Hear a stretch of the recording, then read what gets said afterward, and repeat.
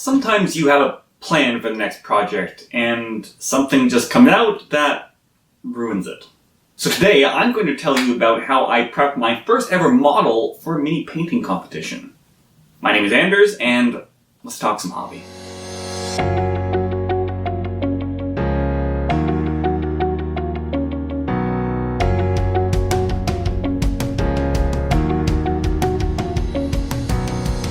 Alright, so I guess I have technically been in painting competitions before. I used to go to a fair few tournaments and I did win several awards at those for best armies and such, but those weren't strictly speaking miniature painting competitions. So when my local league, the OSBGL, Ontario Strategy Battle Game League, introduced a painting competition for September to replace the usual tournaments, which obviously can't happen right now, I was in. Also, this was a great excuse to get around to painting that new AR model which I wanted for my Rohan army. So I set to work building the model and the decision started there. This model has several options, so I first had to decide how I wanted to build it. I started by thinking about it from a gaming perspective, as I do want to use this in my army. I knew I would always want to run him with a shield, so that was a given, but I also decided that more often than not I would probably want him with the throwing spear as well, as that's a great option in game. Then I considered the visual look. I generally prefer that my figures are fully armored if that option is there, so I went with the helmet. Going back to the war gear, when it came to the foot model, while I did want to use the spear, I thought the sword looked a lot better. So I attached the sword arm to the model, but decided to actually stick the spear into the base behind him using some super glue and green stuff. However, the spear obviously had his hand on it, so I actually cut the shaft off and replaced it with a bit of paperclip. Finally, the last thing I considered is actually movie accuracy, as I really am a sucker for that.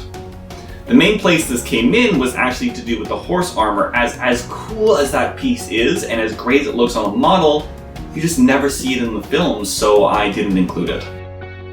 Then I textured the base with some rocks and some basing paste, and it was onto a prime, a gray primer with a white zenithal from above. Also, I left the shield off of both the foot and mounted model, as I felt it was a lot easier to paint like that. I also started this project a little bit late, so I decided to really focus on the foot model, as the painting competition was for a model on 25mm base. However, I did start painting them together to make sure they were consistent and got carried away and painted the whole mounted version. This actually did work out nicely though, as it allowed me to test the paint scheme I was going for before applying it to the competition piece. And while I was very happy with the mounted model, there was a couple of things I adjusted slightly for the foot one. This was also the point in the process where I thought it was actually worth documenting the process, as I started to get some more ideas for what to do in the later part. So I'm not going to go over step by step how I did this, more kind of a general approach, but at this point I had base coated all of the metal armor in a dark metallic, this case was lead belcher, then shaded with Nuln oil and dry brush with Runefang steel. I also went ahead and painted the face. I mainly used Kislev flesh with a bit of a wash using Gilliam flesh from the contrast line before highlighting up. For the armor, I once again really wanted to get as close to the film as possible, so I was really going for this kind of reddy brown leather look. Some of the paint jobs I've seen really lean into the redness, and I feel like that kind of pushes it a little bit too cartoony, so I tried to balance it with the brown. I recently found a color that I really like while working my Starks that I thought would work for this quite well. I based it actually with Rhinox hide, as it has this really nice kind of readiness to the brown. Then using the record mended highlights of Doombull brown and Tuskor fur, it gets this really kind of cool pinky leather look, which I thought looked really well in my opinion. I stopped with Tuskor fur on the mounted model, but for the foot model, since I wanted to kind of push the contrast a bit more, I actually started putting a little bit of Cadian flesh tone into it. This part really did take the bulk of the time, as the armor is incredibly intricately detailed, and I wanted to keep those metallics showing through underneath. I also took this time to take out some of the other details, like the shirt underneath his armor, the pouch hanging from his waist, and the spear shaft. I used a lighter brown for this, namely Mornfang brown, which I then washed with Agrat's Earthshade, and then highlighted with Scrag and Deathclaw brown. For the leather straps, I decided to bring a bit more red in, as they tend to be a bit brighter So I base coated them in corn red and mixed in more and more white to give a nice pinky highlight. For the metal in the helmet, I wanted a bit more contrast, so I went in and shaded a bit more with some black Templar contrast paint and then highlighted with the Boomfang steel. For the gold, I kept it a bit simpler, mainly sticking to Retributor armor, shaded with Gilliam flesh tone, and then brought back up to Retributor armor. There were some other details like on the shield, the trim to the skirting, and the collar, but these went by really fast, as at this point I was really enjoying painting this model. As a last touch, I actually went back in with Agrath and very selectively went into some of the recesses to really differentiate the armor panels. I really loved painting this model, and I finished a little bit early, so I decided to take it a bit of a step further. And then I got very carried away. The contest said the model had to be on a 25mm base, but it didn't say what the base had to be on. So I started working on a display plinth.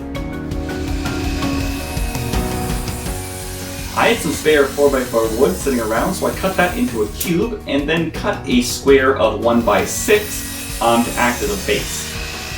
I added some nice angles to this using my miter saw and then attached it with some wood glue and a few screws. Having the exact size of the plinth now, I went about planning out the design of the base. I decided I wanted to show Éomer standing on the field with Pelennor with orcs fleeing before him. I quickly converted a couple of Moranas out of the many spares I have to have them look a bit more like they're fleeing. I mainly just did this by cutting the arms and repositioning some legs, and also sculpted a little bit more in the skirt on one to make it look like he'd fallen on the ground. I decided to raise Éomer up a little bit as well in order to ensure that the focus really stayed on him. I even toyed with the idea of having him flanked by a couple of Rohirrim soldiers, but I decided that really took the focus away from the model. Now, I decided I wanted to give this base quite a dramatic finish, so I started by sanding it down and hitting it with a semi-gloss black primer. However, whenever you paint a wood, it actually raises a grain and produces a bit of a rough texture, so I fixed this by sanding it down again, spraying it again, sanding it again, spraying it again, and repeating that process about 4 or 5 times. Eventually, this produces a really nice consistent finish that looks very professional in my opinion. To protect this finish while I painted the rest, I taped off the edges with some painter's tape, making sure to leave a bit of a border around the top to make it a nice frame for the scene. I then cut some foam board to make a little bit of a hill, and glued it down once I was happy with the layout. To make the ground look a little bit more rough and rocky, I glued down a mix of actual rocks and plaster casted ones that I had lying around. Then I built up the ground a little bit more naturally using some homemade Sculptamold. I still have found a decent local place to buy this from, so I simply mixed some paper pulp I'd made a while ago with some quick drying plaster. I then just stuck this on and got it roughly to the shape I wanted, before letting it dry a bit and smoothing it out with a wet finger. Once this was a bit drier, it was time to add a bit of basing texture. So I mixed up some tile grout with some kitty litter, clean kitty litter, to add some nice variation in the size of the rocks. To apply this, I then put down some neat PVA before taking the whole thing outside to pour the mixture over top. I decided to do this outside as I find this process can be a little bit messy and the tile grout really does get everywhere. Afterwards, I dribbled a mixture of PVA, water, and isopropyl alcohol over top of the whole thing to seal it in. This made the whole thing very wet, so I decided to let it dry while I painted the orcs. I wanted to do these really quick and subtly, as I didn't want them to be taking away from Éomer, so I actually mainly used contrast paints. I then picked out a few details like the metal edges, belts, teeth, eyes, and applied a few washes to finish it all up. It was really fast and it actually turned out okay. These aren't quite up to my personal standard for an actual Mordor army, but they would be more than serviceable if someone wanted to just knock some out. Once the base was dry, I was on to painting it. I didn't have the exact color of tile grout I wanted, so I did have to actually paint it.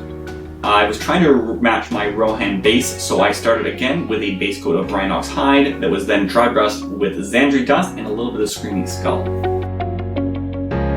As for the rocks, I painted them with a mix of washes and contrast paints. A little bit of Athonian camo shade, some Skeleton Horde, and then finally some Basilicanum Grey. I got impatient at this point and was excited to really get this done, so rather than waiting for the washes dry, I actually just dabbed off the excess with a paper towel, before then hitting them all over with another wash of Nuln Oil. I then went in and cleaned up the middle circle where Aaron was going to be sitting with Rhinox hide to match the rim on his base, and now the painting was done, it was time to decorate the base. I once again wanted this to match my Rohan army, so I started by applying a few tufts before putting some static grass down. For the static grass, I watered down some PVA and applied it quite sporadically to get that kind of patchy look of the Pelennor. Then, since I don't have a static grass applicator, I find that a good way to get it a little bit more natural looking is to actually pick up some clumps of static grass with some tweezers and press it on rather than dumping a whole bunch on top. I then finally tap off the access and take off the tape. Sadly, this didn't do quite as good a job of protecting the plinth as I was hoping and actually peeled off a little bit of the texture we laid down. So I just went in afterward with a paintbrush and cleaned up some of those spots, but it was still quite satisfying to do and watch. The next little detail I decided to do was actually to add a title to this piece. I took a look through some Anwar quotes to try and pick one and decided on "Now is the Hour," as this was part of his pep talk to the Rohirrim when they left Edoras to ride to Minas Tirith. I liked this as it felt suitably dramatic but also general enough that if I were to put another Rohan hero on the plinth, it wouldn't look too out of place. To apply this, I printed it on a piece of paper before cutting it out, staining it with some coffee, and then gluing it on with PVA. And then I just had to glue the orcs in place and it was done.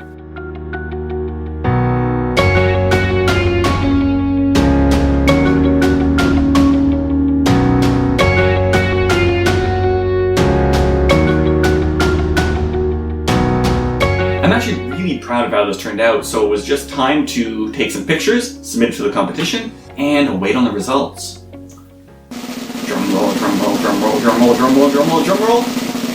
And I came in second, with first place going to this beautiful dwarf conversion from Mike Schulk. So, reflection time. I've never done a displayed plinth like this before, and I kinda loved it. There's definitely things I would change looking at it now, as I feel like some details like the rocks don't quite pop as much as I would like them to. And I feel like the terrain could have been broken up a little bit more with some different types of vegetation or maybe some scattered armor or weapons or something. Also, I could have probably done some more little conversions of the model to help it stand out. And I feel like that might have pushed me over the top for the competition. Also, I just really needed to work on my photo skills, as it took me a lot of time to get the ones I submitted, and even those are a bit washed out. While I am a bit disappointed I only came in second, I am still very happy with that, and it will simply push me to do better next time. So, let me know about any painting competitions you've entered. Did you build a plinth or display base? Or what was just the best model you've painted? For now, thanks again for watching, and I do have more plans for videos coming soon, so for now, feel free to comment, like, subscribe, all those things, and even take a look at our Patreon, as I have a link to it down below. In the meantime, I'm Anders,